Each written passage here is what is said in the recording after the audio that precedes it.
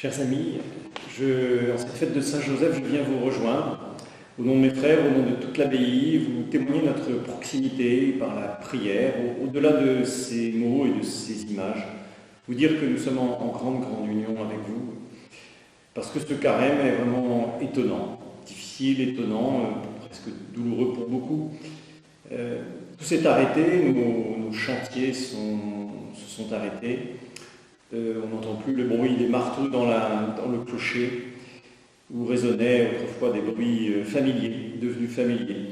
Et puis nos apostolats ont été annulés, repoussés, on ne sait plus jusqu'à quand. Et puis pour vous aussi, mes amis, tout a changé, tout a basculé, votre vie familiale, professionnelle, sociale ou apostolique a été bouleversée, et parfois même pour certains dans leur métier fragilisé ou presque brisé. Alors est-ce qu'il faut se décourager? Est-ce qu'il faut tout abandonner, se laisser aller à l'amertume, à l'ennui, à la déception qui mord les cœurs? Aujourd'hui, l'exemple de Saint Joseph, mes amis, est éloquent. Ces plans, les plans de Joseph le charpentier, ont été bousculés totalement. Sa vie a basculé un peu dans l'inconnu même. Et pourtant, il a dit oui à Dieu, il a dit oui à ce projet de Dieu sur lui qui bouleversait toute sa vie.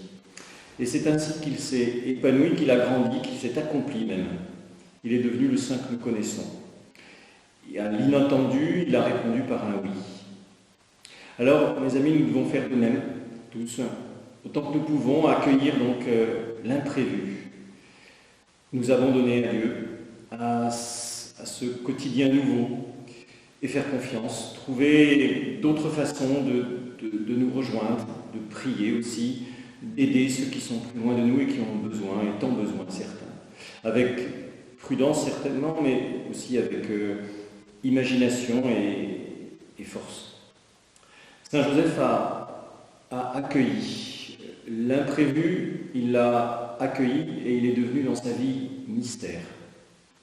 Il a accepté l'inédit et il en a fait le moyen de la sainteté au quotidien. Et c'est ainsi que nous devrions faire. Dieu, dans sa vie, venait là où il ne s'y attendait pas, et Dieu s'invitait dans sa vie d'une façon qui était presque incompréhensible. Dieu venait en petit enfant, en bébé. C'était déconcertant. Et pourtant, justement, Joseph a gardé ce mystère. Il l'a accueilli, il l'a protégé. Il a gardé et protégé et Joseph, et Marie, et Joseph et Jésus.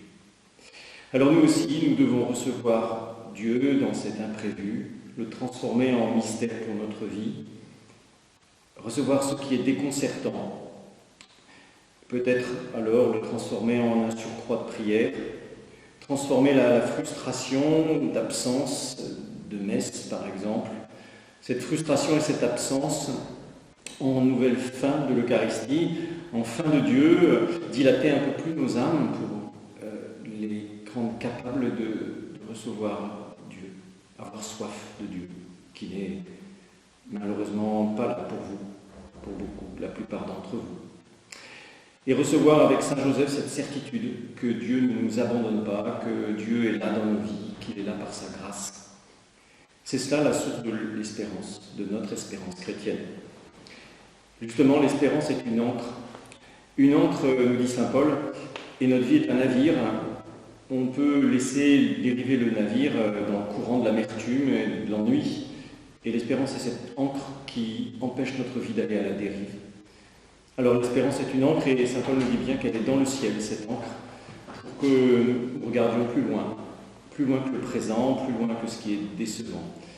Que cette espérance vive soit pour vous une source de joie, une source d'espérance toujours renouvelée à donner aux autres aussi, de paix, et que Saint Joseph nous garde pendant toute cette aventure. Soyez assurés de notre prière.